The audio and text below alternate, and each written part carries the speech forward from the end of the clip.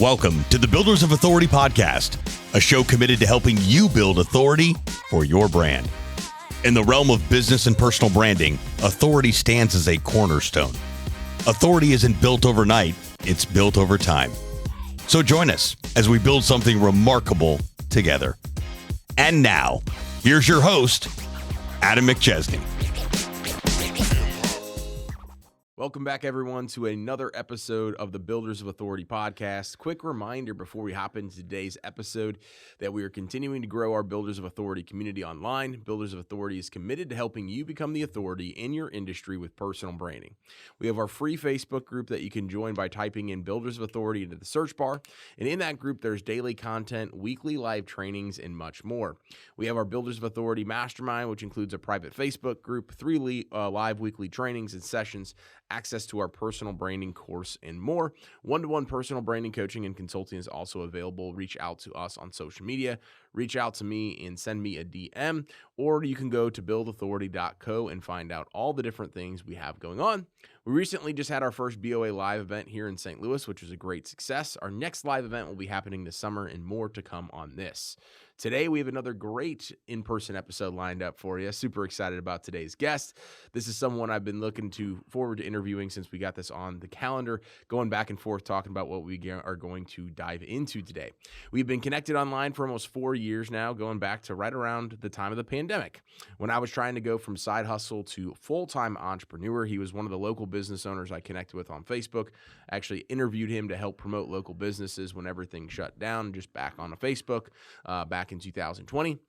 Since then, we've been supporting each other along the way, seeing all the different success, ups and downs, all the wins and the lessons learned along the way. He has attended actually both of my events back in 2021 and just last week as well. So sounds like he is a big supporter of those, which I appreciate. He's currently a one-to-one personal branding client of mine as well with BOA, and is an absolute pleasure to work with. There's no one that knows more about networking, which we were just kind of talking about that in a particular situation offline, to grow your business, and he's the best in the business when it comes to the auto industry and auto repair. My guest today is David Marks. He is the owner of Quality Auto Repair Tire and Auto Sales here in St. Louis, located close by here in Maryland Heights. David, welcome to the show.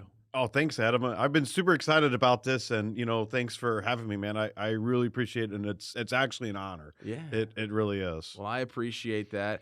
I know you. A lot of other people that will be listening to this episode obviously know you too, but there's going to be plenty of people that don't. Sure. So kind of dive in. Tell us a little bit about your entrepreneurial story, but kind of really how everything got started. I know you have a great story to share with everyone. Yeah, I got a great story, and I appreciate that this is one of the first times that, I've talked about me beyond, I've talked a lot about my business, about me, as far as business sense, but not really about who I am and where I came from and what's led me to become the person that, I am today, and some of the challenges and stuff that I've had to overcome.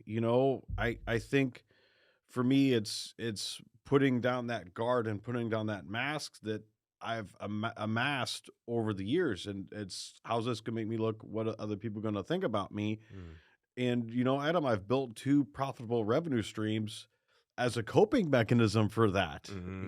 I grew up an adoptive child, so I've dealt with abandonment issues, most of my life, feeling like, okay, what's wrong with me? There's something different about me. I'm broken in some way. And logically, it makes sense that a person shouldn't think like that. So been working with a therapist, and she's told me, hey, Dave, you're not the only one. Okay. And I get that, I get that. She goes, it's common for individuals in your situation to have some kind of emotional detachment wound that, and I'm working through healing that. And, a big part of my story is, from that, imagine being 15 years old and just having no parental guidance from that time point on.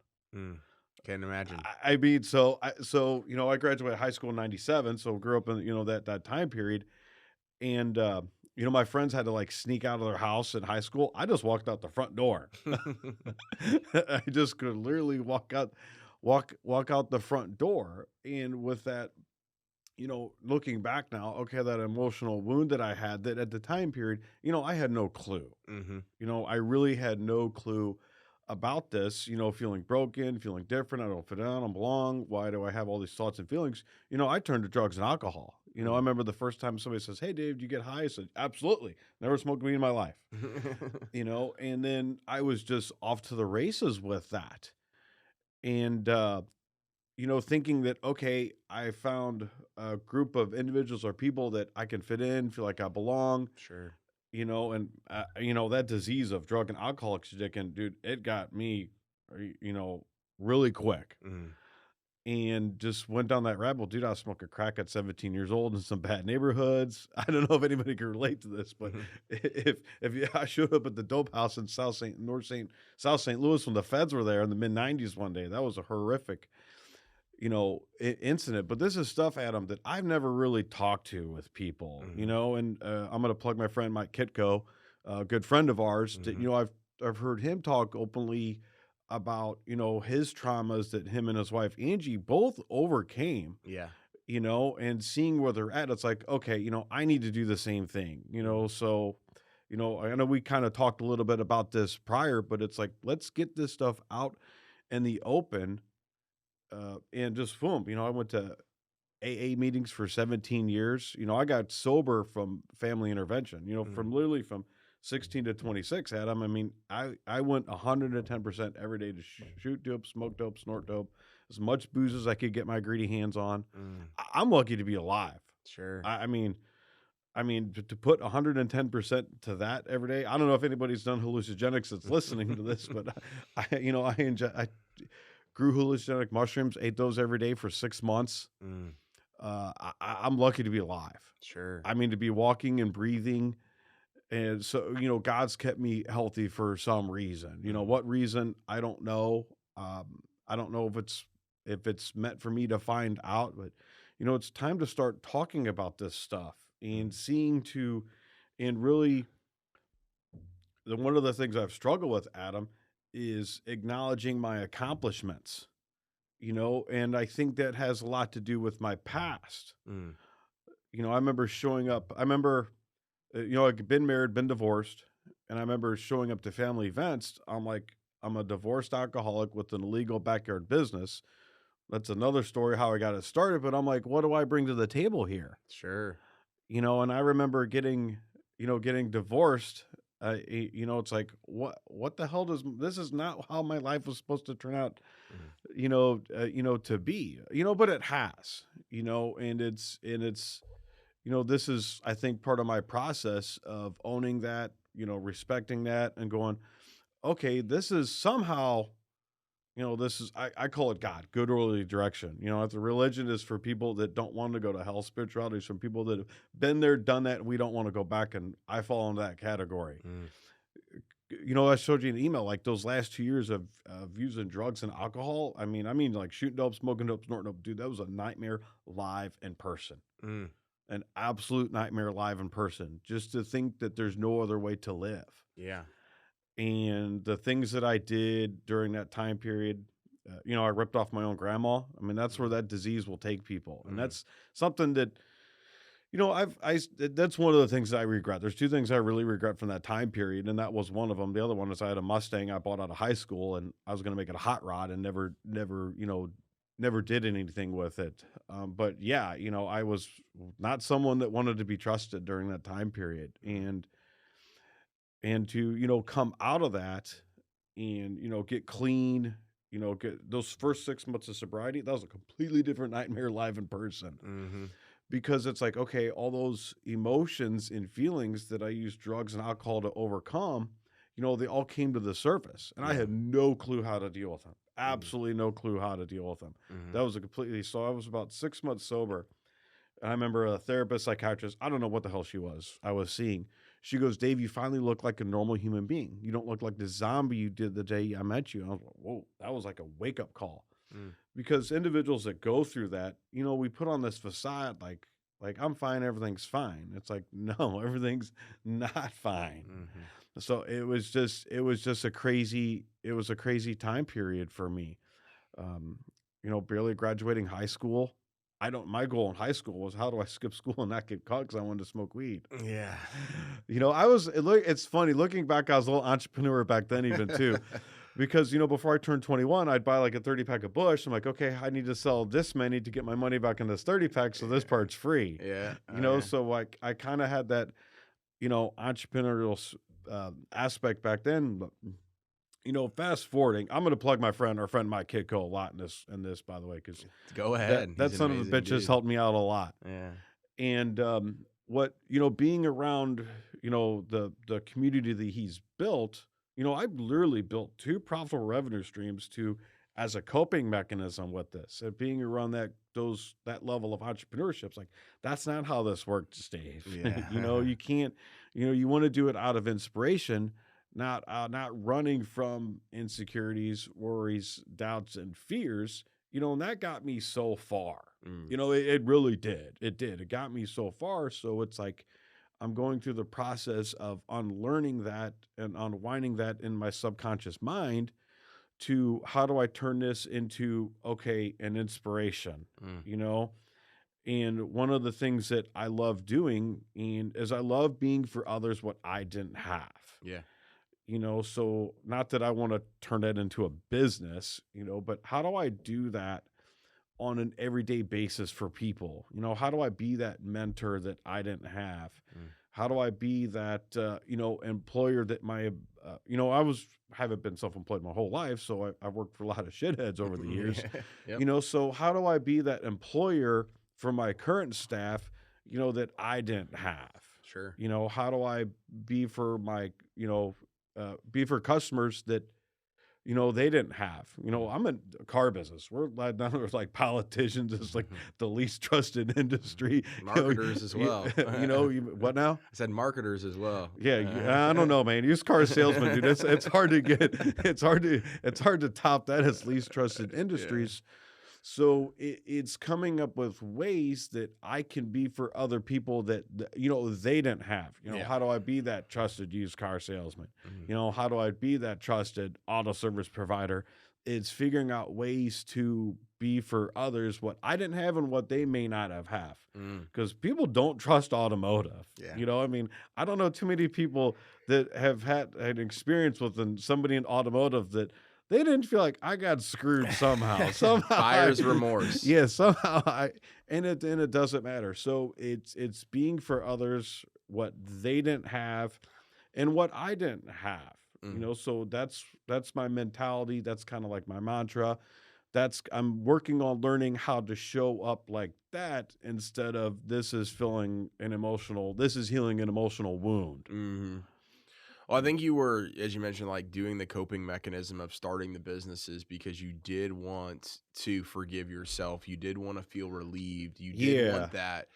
But there is the aspect of like actually going through and walking through your story, which you just shared, which you've shared with me, that we're like, hey, more people need to hear about this, not because they have an apples to apples story, but it gives them the ability to know, hey, if David went through this and has been able to grow these businesses and get success here, I can do the same thing with whatever my situation is. And that's where the impact ultimately comes from. Yeah, exactly. No, that's a great point because there's people out there that got worse stories than mine. And there's people that, haven't experienced what, I've experienced. And so, I think, that's a good point, Adam. And we talked about yesterday on our call, just bring it up. It's commitment, man. It's learning how to. I posted this morning. I've never really understood this. It's like there's what I want to do, and there's like, okay, what do I want to commit to? And it's learning how to do that. And any time that in my life or business that, boom, boom, it's like God, the universe or whatever is like, I'm just gonna knock the shit out of you to wake you up so you can work through this stuff. Because it's not like this isn't my first rodeo at this either, and overcoming things, overcoming feelings and emotions. I know I'm gonna get through this. I know I'm gonna come out on the other side. It's you got to go through some emotional pain to heal that emotional pain. Is what I'm doing and what I'm going through. And I know that, it's everybody that's once I get kind of through this, everybody's lives will get better, and I'll be able to make a bigger impact on myself and others. And I'm looking forward to that. And I'm looking forward to watching it. I mean, yeah. I think like if you take a look, and this is where I think a lot of entrepreneurs fall in, is we give 110% at what it is that we're doing, right? And so for you back in the day, it was like 110% of drinking and doing drugs. Oh. You're channeling all of your energy there. Well, now it's like, okay, I'm giving 110%. I'm putting that into my business because I want to see those things go. You'll give 110% at sharing your story. And so we have to break our life down into these little mini commitments or set of commitments that ultimately lead into like who David is and as an individual. But I think so many people forget that if we lose the sight of like why we're doing something, we'll just go back to our old ways of being non-committal and putting our energy in places that it probably shouldn't be put. Yeah. Just sitting here thinking, it's like cool. It's like a new why I want to do this is literally be for others what I didn't have, and how can I be for others what they didn't have. That's a pretty badass why, you ask me. Exactly. I mean, literally, I just that just popped in my head and just came to me, because it's like my why has changed over the years, and I think a why can change. And yeah, I just came up with a pretty badass new why for myself to how do I be for others what they didn't have, and how do I be? Yeah, I just said I can't remember now. No. Well, I mean, I think it's one of those transformations that we have to go through in order to like reach our fullest potential, right? Like you can have any measure of success in your own way, shape, or definition that keeps you comfortable. Yeah. But if you're only doing it for yourself, right, and you're only doing it for the money, and you're only doing it for the benefits and all those things, you're always going to have a sense of unfulfillment of like, well, I know I'm doing okay. I know I'm doing pretty good, but like I should be doing more because it's going to have a bigger impact, and my why isn't strong enough. And so it challenges us to really push through that barrier. That's exactly what I'm going through. I mean, it literally is. And I think, the thought that just popped in my head is, I kind of know your story, how you got started, Adam, but I think for me, getting into business, I tell people, dude, this just happened. Yeah. This wasn't planned. If you would have told me, hey, Dave, you're going to have all this, I would have said, that sounds great, but that's not going to be my story, So it's like, like a lot of other guys, people that I've talked to that have started businesses, it just happened. It was part of the plan, part of God's plan. I call God good orderly direction. I was in AA, it was a group of drunks, but I call it good, good orderly direction. And for me, I tell everybody, I bought a house with a garage in the front yard. That's how my business got started. My backyard garage has more square footage than my house. Yeah. At the time I was single, so I got every single guy's dream home. Every single guy wants a big garage. I don't care about the house. I want a garage. Yeah. Talk to us a little bit about like how that got started. I mean, well, that's step one was I bought a garage with a house in the front yard. Literally, I was selling auto parts at the time, and I used to, they knew that I used to wrench, so I had all my tools. I bought a big garage just because I wanted a place to work on my own stuff. I really had maybe do a couple side jobs here and there, but no aspirations of starting a business. So I was working at the parts store, and they said, "Hey, Dave, hey, can you fix this for us? Can you fix this store?" So I started working all their delivery trucks. And did that for about a year and a half. Got used to making that extra money on the side because I was charging them good money at the time, and they were paying me good. And that got pulled away. There's a few independent warehouses that just sell to shops in St. Louis. Yeah. You never know they existed, but they just sell to guys like me. Well, anyway, they pulled that away from me. So I don't remember. I was dating my now ex-wife at the time. And I can't remember, this predates Facebook, so this is when people used Craigslist. I don't know if Craigslist is still around or it's a thing. I don't use it, but it was still around. So people would post on Craigslist, my car needs XYZ.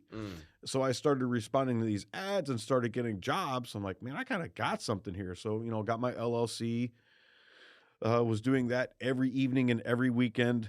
Still working don't quit your day job. If you're going to start a business, don't quit your day job. Start as a side hustle, and then you got to just work it. And, did that for about a year and a half and went part-time. I wanted to go all in on my business, but my ex-wife now, she wanted some security. So I was doing I was working 30 hours at the parts store, 30 hours in the backyard gig. And eventually, it got to the point where, yeah, I need to do this.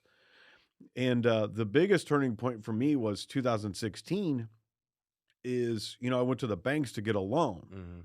My ex-wife did my books. I found out she had a business. So she had a business degree, but I found out she didn't know shit about business. Because when I showed bankers my income statement and balance sheet, they looked at it like it's Egyptian hieroglyphics. She had everything all screwed up. So anyway, I got connected after getting told no like 4 times, like, okay, I got to figure this out. So I became committed to learning this. And I'm a huge advocate for SCORE. SCORE stands for Society Corps of Retired Executives. It's a free mentorship program funded from the SBA. And I worked with a gentleman named Gary Deacon. He owned Central States Bus Sales. He owned it. He'd sold it.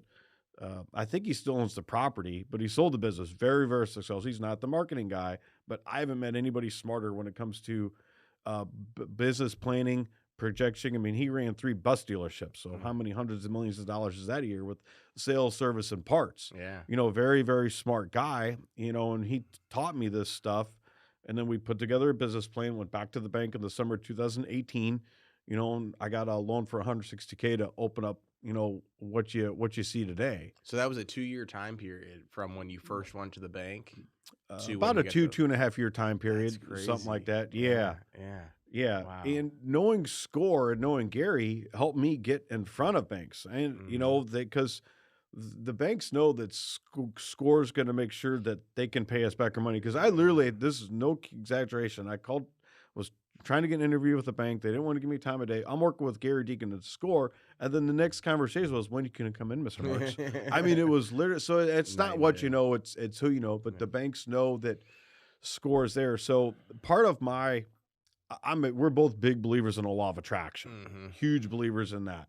And that's exactly how I got my business started. You want to know how I got from backyard to brick and mortar? It's the law of attraction, Adam, just flat out. Because my financials were not in the order that they are today. The business knowledge I have isn't that. The law of attraction rewarded me because I did everything that Gary wanted me to. If he said jump, I said how high. And I didn't question it. And that's doing the work. Right. So the law of attraction got in and said, okay, you're ready for this because you're doing what somebody that's way smarter than you wants to do. You're doing everything he asks you to do and you're not questioning in it. So if you want to work the law of attraction, it's doing the work and putting it in and don't question it. So it's like I'm in that stage in my life with my business, Adam. It's like, how do I replicate that? Because I've done this before.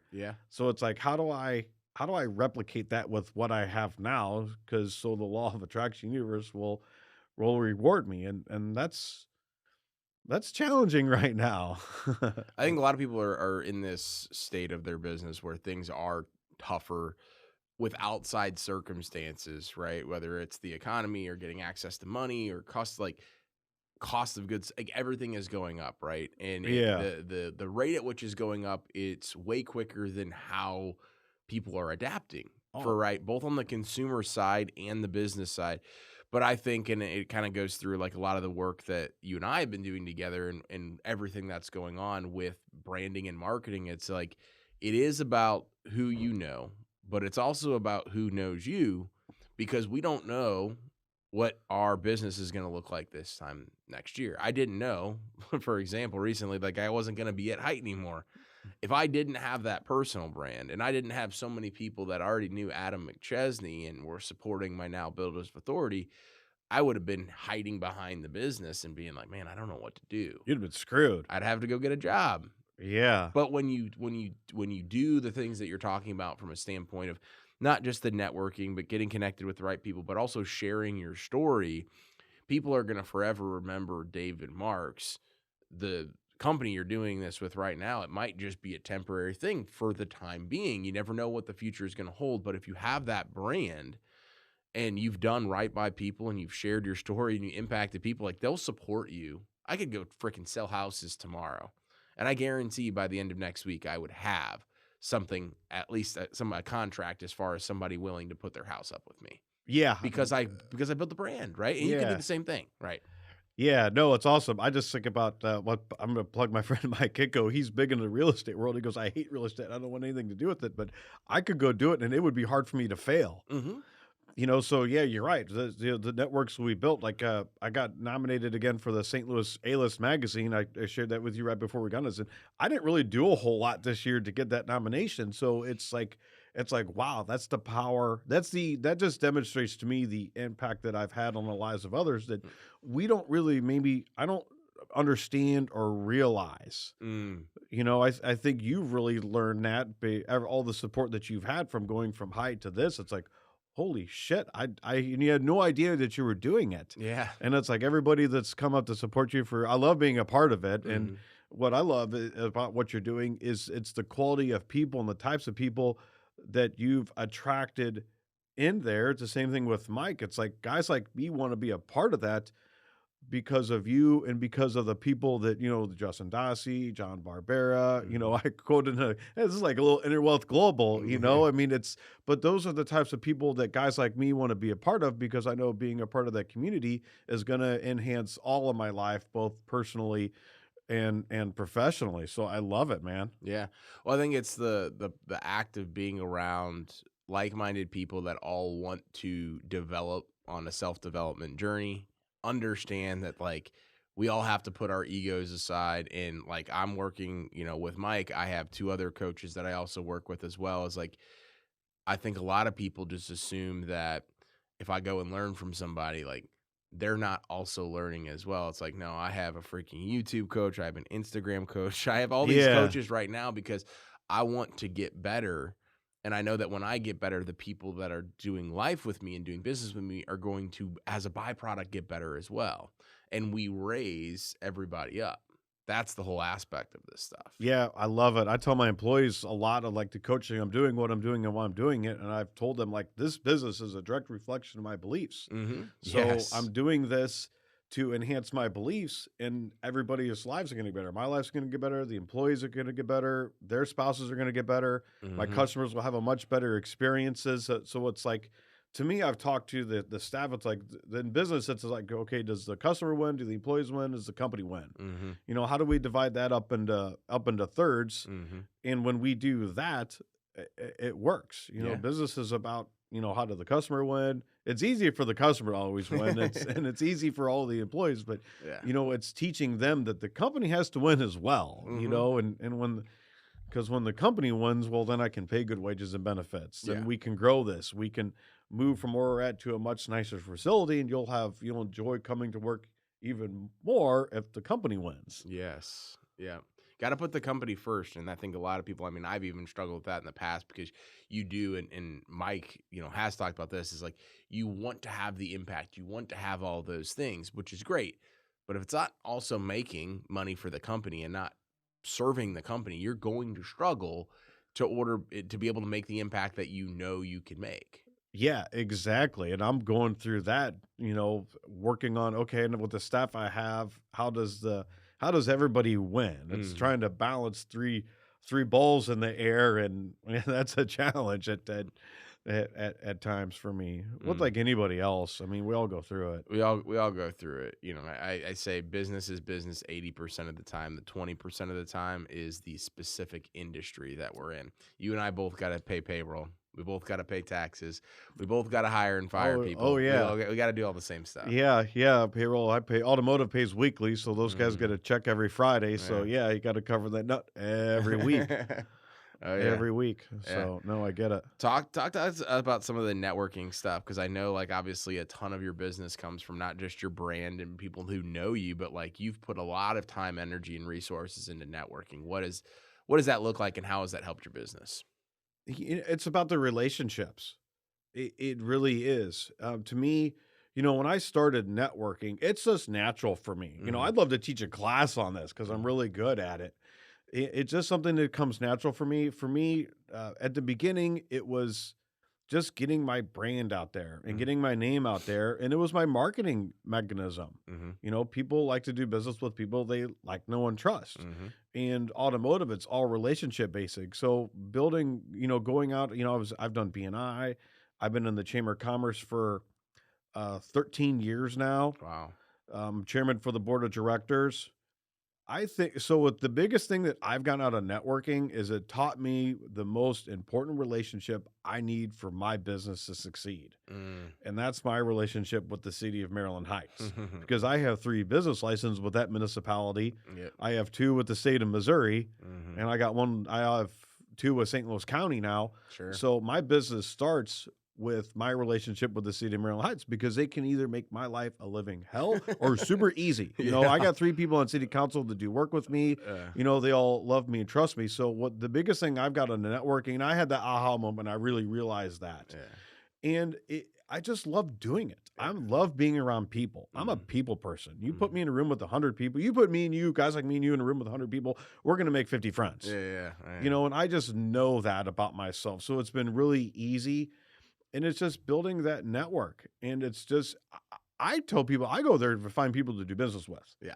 It's the best place to find people to do business with. One of the reasons I've been saying that for years, one of the reasons I network is to find people to do business with, because we don't Google nothing. What do you Google? I mean, I tell people, I Google, where do I buy a blender at? You know, where's the best place, best price? If I need anything, I just pick up the phone and make a phone call. That's the power, and that's the value of networking. It's just having that network of people that, because what I do requires a lot of other businesses to do business with to run. You know, it is, and they all come from networking, and it works when you network. And it's the long game. It's the long game. You know, it didn't happen overnight, but it's taken me years, and I get a ton of business out of all these networking groups.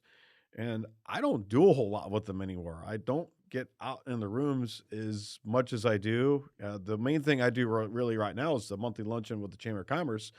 That's because I facilitate it, because I'm chairman of the board of the directors. And even in that sense, and I think with networking, people need to know their role. There's connectors, there's givers, and there's takers, and they all have their place. Okay, you know, I'm going to plug my friend Mark Breimer. Dude's a super connector. He's voted one of the top 100 people to know in St. Louis. And then there's givers and takers, and and they're all needed. So if I'm a taker in a situation, you know, so if I got somebody that, hey, they're sending me a bunch of business, right? When I'm a taker, my job is to make them look good. That's how in that situation. Or, you know, same thing. If I'm a giver, you know, I believe in you get what you give, you know, and I know you know that too. It's like, okay, hey, if I can refer somebody, I'm going to, you know, but I got to know that my client's going to be handled right. You know, so when people you know, there's times I've been a connector, there's times when I give there's times I've been a taker. And when networking works, when people understand what their role is in each different situation. And I've just got a knack for understanding that, because there's times where I need to be a connector. There's times where I've been building a network in the senior services space. So I'm a taker in this position. And I've told them all that how this works is I make you look good. And I've broken that down and explained it to them, like, oh, that makes a lot of sense, because if I'm a taker and I make the person giving me the referral look like a rock star, they're going to want to do more of that. Well, then I'm going to get to be able to take more. You know, so it's a reciprocating. Well, it's being self-aware of the situation, like what your role is and what other people's roles are. What would you say to somebody that's like, hey, I've tried networking before, doesn't work? They didn't participate enough. You know, you gotta, I don't care what you do, whether it's a BNI, like an ICAG or the Chamber of Commerce, you gotta participate. You know, and there's a lot of power in having, you know, I can say one-to-one, because BNI's trademarked that, by the way.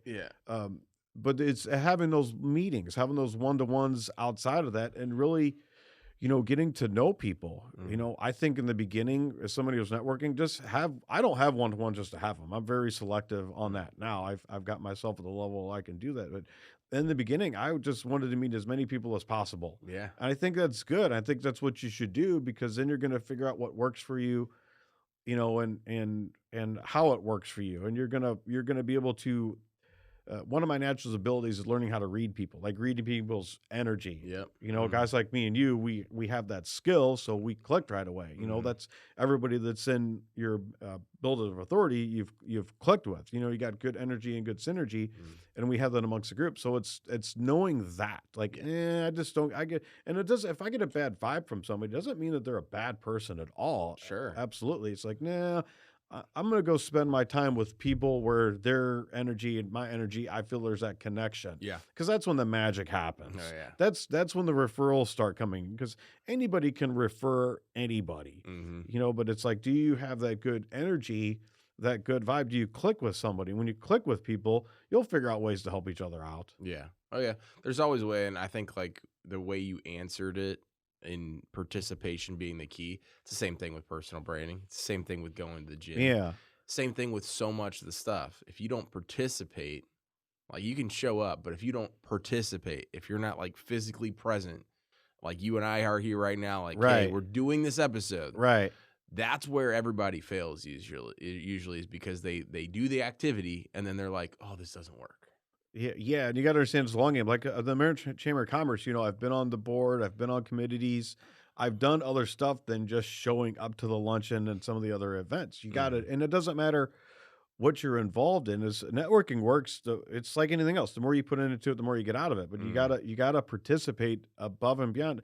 You do more than what's expected for you, because people see that. People see that, hey, I'm chairman. People see that I've done all these different things. Sure. Well, they're going to go, okay, well, then I want to do business with Dave because I see what he's going above and beyond. That has a lot of reflection on who you are as a person and an individual. If they're going above and beyond, and for the Chamber of Commerce, he's probably not going to screw me if I take his card over, if I take my card to him, Absolutely. I think there's something there with that. As chairman, when I'm up there speaking, I don't talk about my business. It's because that's not my role. My role is to facilitate the luncheon, enhance the membership. I mean, people know who I am. I've been in it for 13 years. Yeah, that's awesome. That's awesome. Well, this has been a great episode, David. I really appreciate you coming in. Any last pieces of advice? There's the entrepreneur that's out there that's just struggling. Dude, ask for help, man. Okay. I think, and I don't do that perfectly, but the more, the level of your success is directly proportional to the level of your vulnerability. The more vulnerable I really allow myself to be, and this is what I wanted to do on here, I'll get the help that I need. Yeah. Because people, all the help in the world's out there. We just got to ask for it.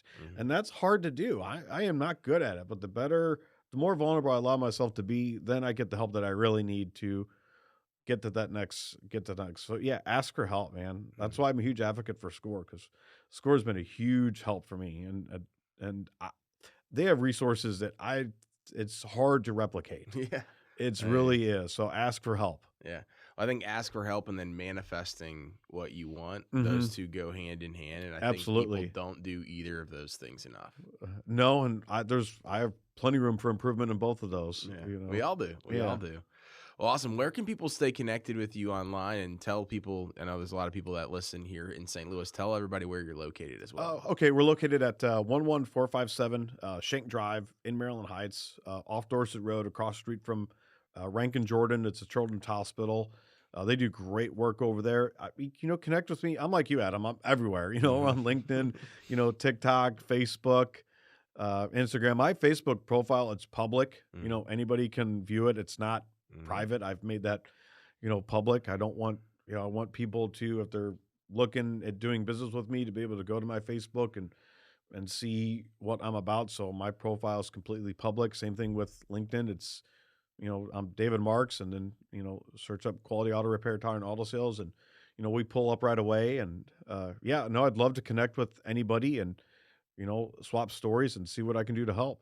Love it. Well, we'll put all that stuff in the show notes. Thanks again for coming on, David. Really appreciate you. Absolutely, Adam. Thanks for having me, man. I really appreciate this. Oh, of course. And thank you to those that were listening to today's episode. Make sure to leave us a 5-star review, making a big push for those reviews this year, and it definitely moves the needle. Thank you so much. We'll see you next week. And remember, authority isn't built overnight. It's built over time. Thanks so much for tuning into this episode. We sure do appreciate it. If you haven't done so already, make sure you're subscribed to the show wherever you consume podcasts. This way you'll get notifications as new episodes become available. If you feel so inclined, please leave us a review. We sure do appreciate it. Until next time, friends.